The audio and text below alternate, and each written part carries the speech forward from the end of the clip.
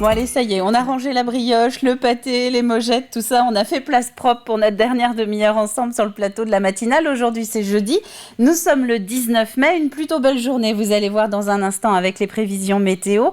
Qu'est-ce qu'on peut noter ? Eh bien, figurez-vous qu'aujourd'hui, c'est l'anniversaire du tirage au sort, du tirage du premier loto français. Eh oui, c'était le 19 mai en 1976. C'était il y a donc 46 ans, ça c'est pour l'épreuve de maths qui arrive pour le bac.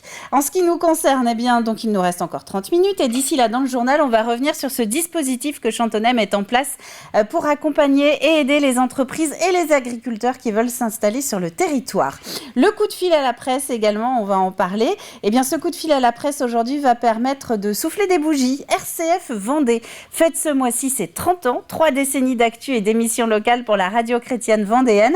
Sa directrice, Aubery Métro, va donc nous raconter comment va être fêtée cette longévité à l'antenne. Et puis notre plus info du jour, il s'intéresse aux ados. Fontenay-le-Comte organise le 31 mai prochain une grande conférence autour de l'adolescence, une période de la vie qui n'est pas toujours facile à vivre et qui n'est même pas toujours simple à comprendre pour l'entourage. Il y aura donc une soirée pour en parler.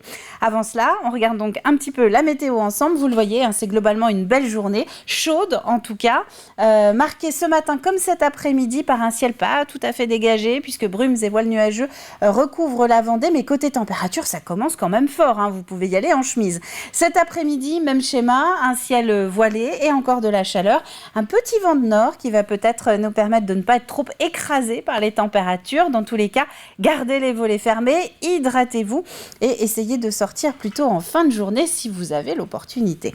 La mer, si on regarde les horaires de marée, eh bien la mer, elle est en train maintenant de baisser depuis 3 quarts d'heure maintenant. Objectif 13h48, ce sera son point le plus bas du début d'après-midi. La pleine mer, elle, ce sera en soirée et des bons coefficients encore, 91-86, des bons coefficients élevés et un indice UV élevé également, 8 sur le littoral et en mer. Par conséquent, n'oubliez ni la casquette ni la crème solaire. Nos marchés, à présent, avec la carte du jeudi, on va prendre quelques exemples. Alors, où partons-nous ? Poiré-sur-Vie, Menon-Blais, tiens, on n'en parle pas souvent, Talmont-Saint-Hilaire ou encore Mouzeuil-Saint-Martin. Ça fait partie des rendez-vous du jeudi pour aller à la rencontre de nos producteurs locaux vendéens. Côté éphéméride, eh bien, c'est la Sainte-Yves aujourd'hui, avec un petit dicton à la clé. À la Sainte-Yves, le beau temps arrive. Si avec ça on passe pas une journée dans la bonne humeur, le soleil se couchera ce soir à 21h38, c'est 2 minutes plus tard qu'hier. Et maintenant, on passe au journal.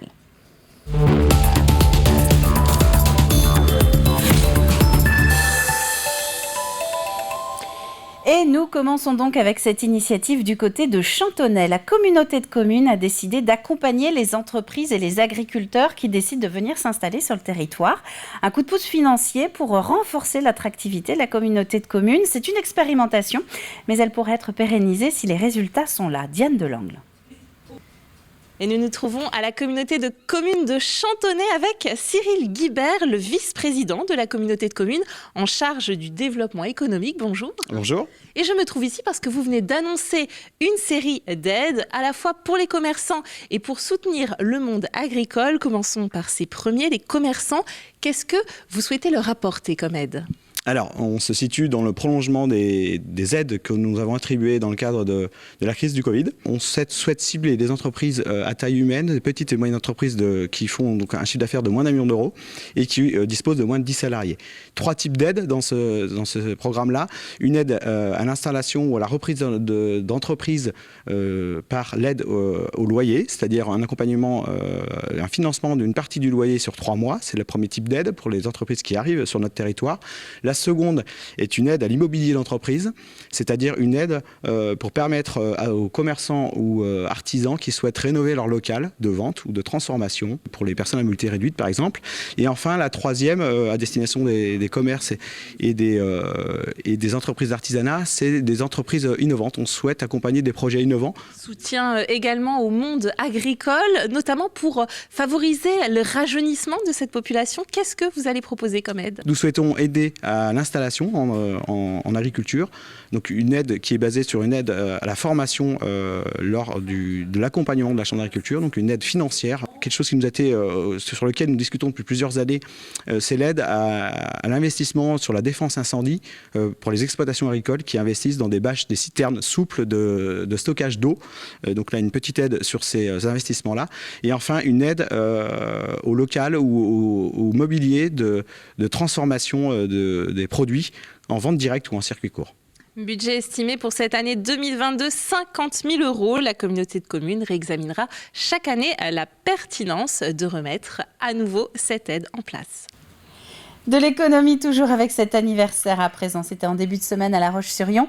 La CPME a organisé sa traditionnelle matinale d'échange entre recruteurs et candidats en situation de handicap. Mais cette fois-ci, des bougies s'étaient invitées pour l'occasion puisque la matinale fêtait ses 20 ans d'existence. 2 décennies d'accompagnement qui ont permis à quasiment un candidat sur 2 de trouver un travail dans les 6 mois. Pierre Dalicieux. Cet entretien est peut-être l'occasion pour ce chercheur d'emploi de trouver un poste. Travailleur handicapé après un accident, même s'il reste confiant, aujourd'hui trouver un emploi est moins facile. Je ne sais pas si c'est ça ou pas qui impacte le fait que je ne trouve pas de travail aujourd'hui. Mais effectivement, il y a une époque où j'avais moins de mal à être embauché quelque part, où mes entretiens aboutissaient quasiment à chaque fois. Là, je me suis rendu compte. Après, avec la conjoncture actuelle, que ce soit l'épidémie qu'on a eue, il y a beaucoup de choses qui malheureusement rentrent en compte en plus. Donc voilà. En face, cette responsable de camping emploie régulièrement des travailleurs en situation de handicap physique. Et cela ne lui a jamais posé de problème à condition que le poste soit bien aménagé dès le départ. Quand les limites sont bien identifiées, on peut aménager le poste, on peut aménager le travail, on peut informer l'équipe autour. Et donc pour nous, ça ne pose pas de problème. Et on se trouve souvent avec des gens qui sont très très motivés. Parce que justement, ils ont essuyé des refus, ils ont perdu un peu confiance en eux, parce qu'ils ont toujours en tête ce qu'ils étaient avant. Enfin voilà, donc l'idée c'est de remettre le pied à l'étrier, leur redonner confiance en eux et en fait on a des gens qui sont très motivés. Ces entretiens ont lieu dans les locaux de la CPME de la Vendée, une matinée spéciale pour les entretiens entre employeurs et travailleurs handicapés qui fête ses 20 ans. Et avec les difficultés aujourd'hui pour les entreprises à embaucher, il semblerait que la situation évolue plutôt favorablement pour les personnes en situation de handicap. Les entreprises sont tellement demandeurs et ne retrouvent pas de profil pour répondre à leurs besoins qu'effectivement, ça les oblige à se tourner vers, par exemple, Cap Emploi et l'employabilité de personnes handicapées. Je pense, plus qu'avant. Comme d'ailleurs, dans le même esprit, se retourner vers des personnes seniors. C'est une bonne nouvelle pour les personnes qui recherchent dans ce domaine, mais je trouve que c'est dommage de ne pas l'avoir fait avant. Un regard de la part des entreprises qui change sur le handicap, mais qui est loin d'être encore parfait, car cela reste très compliqué encore aujourd'hui pour une personne en situation de handicap de trouver un emploi. Et nous ouvrons à présent notre chapitre consacré aux élections législatives. Nous allons prendre ce matin la direction de la 3e circonscription, celle du littoral, qui va de Bouin au Château d'Olonne. L'actuel député, c'est Stéphane Buchou, et le sortant, qui est investi par la majorité présidentielle, est candidat à sa propre succession. L'accès à la santé, de la désertification médicale est un sujet extrêmement important. Il l'est malheureusement dans l'ensemble de notre pays. Il l'est de manière beaucoup plus prégnante dans notre département en Vendée. On a évidemment une question aussi qui tourne autour du logement et de l'accessibilité au logement pour le plus grand nombre. On le voit au travers, entre autres, des entreprises qui peinent à recruter à cause justement du fait que les futurs salariés ne trouvent pas de solution de logement. Et je vous rappelle que la présentation de l'ensemble des candidats engagés dans ces élections législatives des 12 et 19 juin prochains sont à retrouver dans nos différents journaux pendant toute la période de campagne. On va prendre à présent la direction de Saint-Benoît-sur-Mer. C'est près d'Angles. La commune va bientôt compter un musée flambant neuf sur son territoire, la maison de la Grenouillère, qui est actuellement en fin de rénovation à partir de cet été. C'est une toute nouvelle muséographie sur l'écosystème local qui sera proposée. Il s'agit vraiment d'une muséographie très immersive, comme je le disais, avec 4 salles dans lesquelles on va progresser pour faire un focus, en quelque sorte, vers la biodiversité la plus fine, pour la comprendre de mieux en mieux. On part des paysages de Vendée Grand Littoral, puis on découvre qu'ils sont habités. Et puis après, on a 2 salles d'interaction. On a vraiment beaucoup de manips, on appelle ça des manips, donc des manipulations interactives à faire en famille pour découvrir les animaux, puis les écosystèmes. Un peu dans la même idée, dans les jardins de la Chaboterie, la Flore n'a quasiment plus de secret pour 1 millier d'élèves de maternelle scolarisés dans le privé. Ces petits Vendéens ont travaillé une bonne partie de l'année sur le thème du jardin et du potager. Et cette semaine, ils ont participé à une sorte de mise en application grandeur nature organisée par Luxel. Diane Delangle. Ici, on choisit ses légumes et on pousse la brouette. Là, c'est le jus de chou qui permet de faire de belles peintures. Quelques exemples parmi tant d'autres des activités proposées à la Chaboterie par la commission maternelle de Luxel Vendée autour du jardinage. Cette journée, pour eux, c'est l'aboutissement d'un travail qui a été fait en classe. Alors c'est un petit peu la cerise sur le gâteau, si on veut rester dans la thématique des fruits et légumes. C'est la journée récompense, mais c'est quand même aussi une journée où ils vont réinvestir, à travers les ateliers qu'on leur propose, ce qu'ils ont appris en classe. Donc le message, ce serait, à partir de choses simples, j'apprends et surtout je fais du lien, du sens avec tout ce que j'apprends.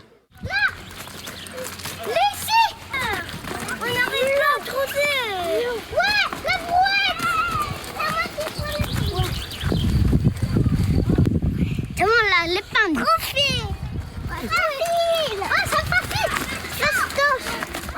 Fastoche, cela dépend pourquoi. Quand il s'agit de déguster ou de toucher à l'aveugle un légume, le résultat n'est pas garanti. Est-ce que vous aimez l'artichaut? Non. Non, effectivement, les enfants, il y a encore du travail pour la connaissance des fruits et légumes. Le poireau, le brocoli. Et on leur montre toute la diversité des fruits et légumes. On les découvre grâce à leur super pouvoir, donc les sens finalement. Grâce à l'odorat, au toucher, au goût. On va montrer que c'est croquant, que c'est frais, que c'est piquant. Que, voilà. Il y a vraiment une richesse et tout un intérêt à découvrir les fruits et légumes. Pas que parce qu'ils sont bons pour la santé, mais surtout parce que ça apporte beaucoup de plaisir. En tout, 1200 élèves de 48 classes de cycle 1 des écoles de l'enseignement catholique de Vendée participent à ces journées 3-2-1 jardinés. Luxel prépare déjà son édition 2023. Elle se déroulera au Haras National autour du thème du cheval et du cirque. Et nous allons terminer avec ces quelques images. Si vous cherchez un sport pour l'année prochaine, Aviron 85, l'école d'aviron de La Roche-sur-Yon vient d'organiser ses portes ouvertes à l'occasion de présenter la discipline à tous ceux qui seraient intéressés pour se lancer mais qui n'osent pas faute de connaître le sport. On rame dans des embarcations avec un chat. Il y a donc 2 rames. Tout le monde connaît la barque, donc il y a 2 rames là également. La différence, c'est qu'on a un chariot mobile sous les fesses et qui fait qu'on a une plus grande amplitude de gestes et qui va donner plus de vitesse au bateau. Et surtout, on a des bateaux qui sont beaucoup plus fins, beaucoup plus petits et qui demandent de l'équilibre, de la puissance, de la coordination et de la cohésion d'équipe quand on rame par exemple avec un bateau à 4 rameurs. Et voilà ce qu'on pouvait dire donc pour les actualités de ce jeudi matin. On va se tourner maintenant vers les prévisions météo. On va voir ce qui nous attend au cours des prochaines heures et on se retrouve juste après avec les chroniques du jour. À tout de suite.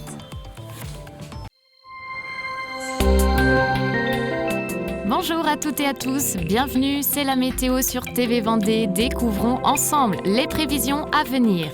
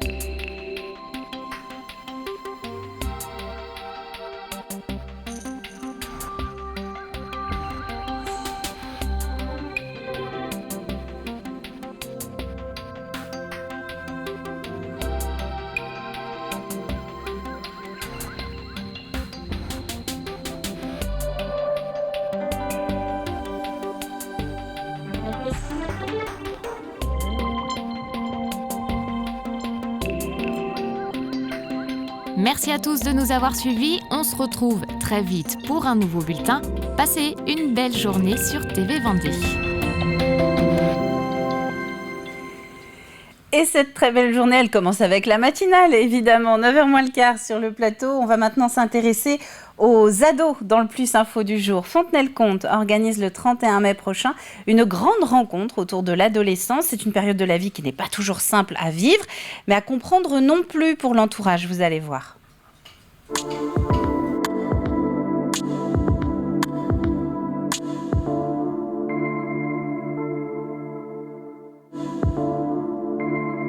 Sur le territoire du Sud-Vendée, on peut observer de la souffrance, en tout cas une difficulté pour les jeunes, parce qu'aussi la société évolue, donc les jeunes forcément évoluent.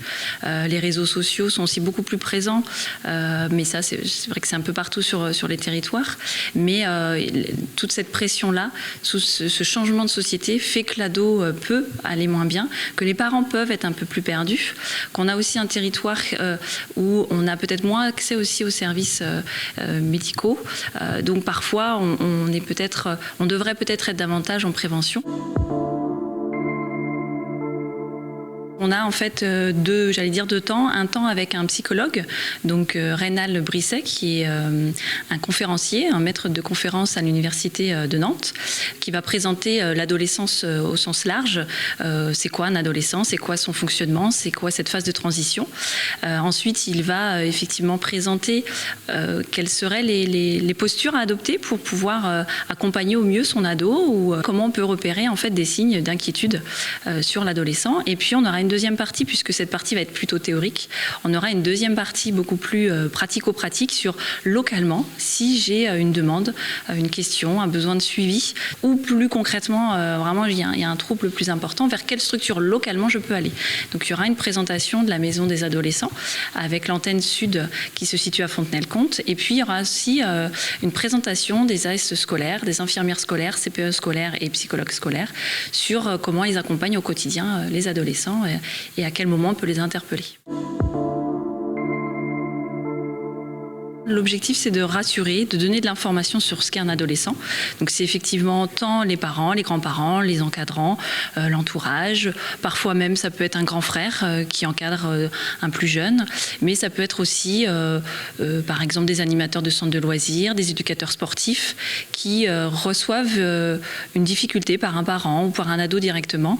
Et plutôt que de laisser en fait cette difficulté, cette souffrance en soi, pouvoir l'orienter sur une structure du territoire local pour pouvoir répondre à ce mal-être de l'ado. C'est vrai que cette conférence s'adresse autant à des parents de CM1, CM2 qui sont soit dans la préadolescence, soit qui s'inquiètent aussi de la rentrée en 6e, sur comment je peux accompagner, mais aussi à des ados où il y a vraiment des difficultés. Comme on l'a rappelé aussi, effectivement, il y a quand même 80%, 85% des ados qui vont très bien, mais on a souvent besoin d'être rassuré en tant que parent. Donc effectivement, l'objectif, c'est de pouvoir rassurer ou en tout cas de guider un peu mieux les parents. L'adolescence, parlons-en, c'est donc le 31 mai à 20h dans l'amphithéâtre du Centre des Abeilles à Fontenay-le-Comte. On passe à la visio du jour.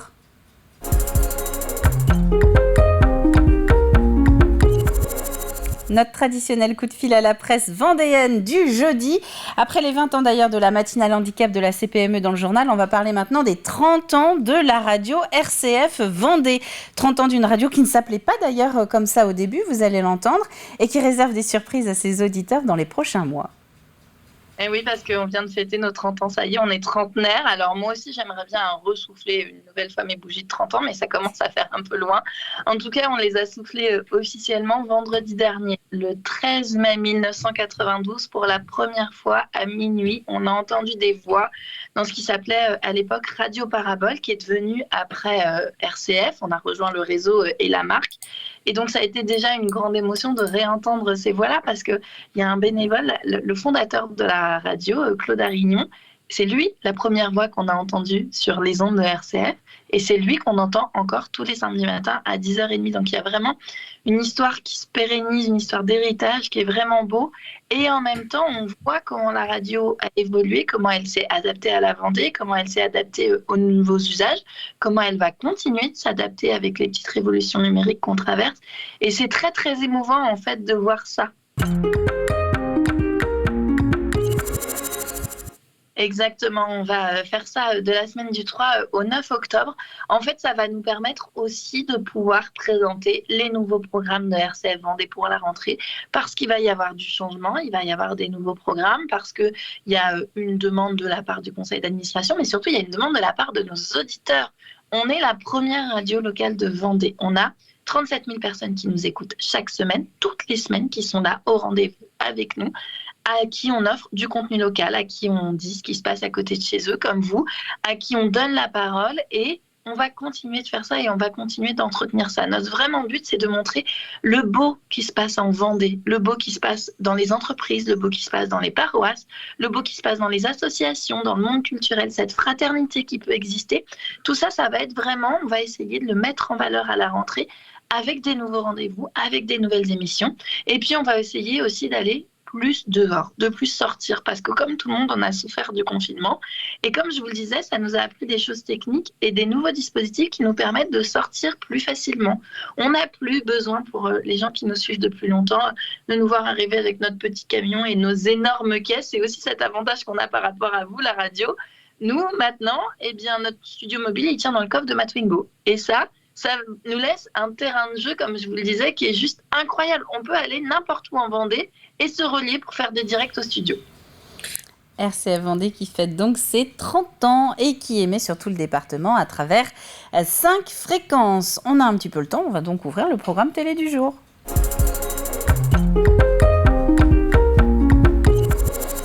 Programme télé de TV Vendée, évidemment, avec un extrait de notre émission. Aujourd'hui, c'est le Mageco. On va retrouver NV Équipement. C'est un équipementier de toiles de bateau, vous allez voir, qu'on retrouve un petit peu partout dans le monde, sur toutes les mers du monde, et qui prend donc sa source à Saint-Gilles-Croix-de-Vie.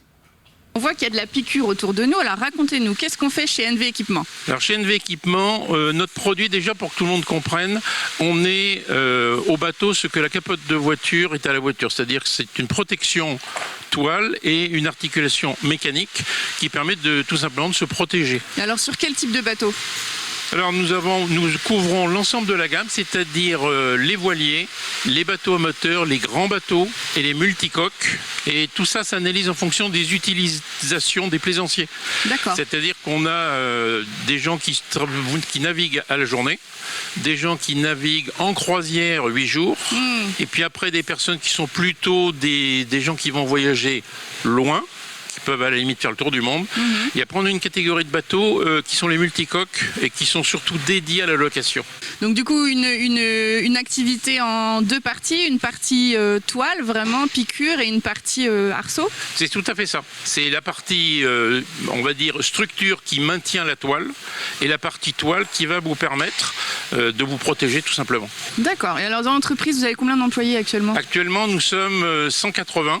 Okay. Ce qui est assez étonnant parce que quand je l'ai racheté en 2000, nous étions 50. Ah oui. Et que dans 3 ans, je pense qu'on sera, 2-3 ans, nous serons à peu près 220 sur ce site. Oui, donc il y a vraiment une augmentation de la demande. Hein. Le bateau a pris vraiment le vent en poupe et voilà. Oui, parce qu'alors il y a le marché, puis il y a ce qu'a fait aussi NV au fil des années, c'est-à-dire qu'on s'est développé à l'international. On creuse notre sillon, si on peut dire, pour chacun des types d'utilisation. Et nous avons effectivement on est perçu comme la référence en Europe de ce type de produit. Donc effectivement, on va chercher, on va être au plus près de nos clients constructeurs d'une part, concessionnaires et revendeurs d'autre part. Oui, Et le Mageco, c'est à retrouver notamment à midi sur l'antenne, mais aussi à la demande sur notre chaîne YouTube. Avant de passer au jeu pour la dernière fois de cette matinale, un point sur un des titres développés depuis 7h ce matin. C'est ce coup de pouce du pays de Chantonnay, avec un financement du loyer sur les 3 premiers mois, un accompagnement pour des travaux d'accessibilité ou encore une aide à l'installation en agriculture. La communauté de communes de Chantonnay donc mise sur le soutien aux entreprises et aux agriculteurs pour dynamiser son territoire. Une enveloppe enveloppe test de 50 000 € qui vient d'être présentée. Elle est révisable tous les ans. Elle pourrait donc être pérennisée en fonction de son utilité. Et on va donc passer au jeu de la matinale.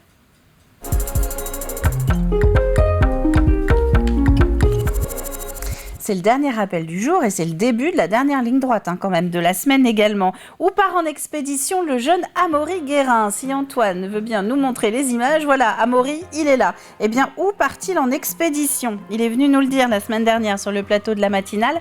À vous d'essayer de trouver la bonne réponse, de nous l'envoyer avant midi, demain sur tvvendée.fr. Indice du jour, à 3000 km de Saint-Gilles-Croix-de-Vie, port de départ. À 3000 km de Saint-Gilles-Croix-de-Vie, port de départ. À la clé, eh bien, un gagnant qui repartira avec 2 entrées adultes pour Legendia Park à Frosset, à 30 km au nord de Bouin. C'est la fin de cette matinale déjà. Merci à vous de l'avoir suivi. On se retrouve maintenant en direct à 7h demain matin pour un nouveau début de journée ensemble. D'ici là, très bon jeudi à vous tous et à demain.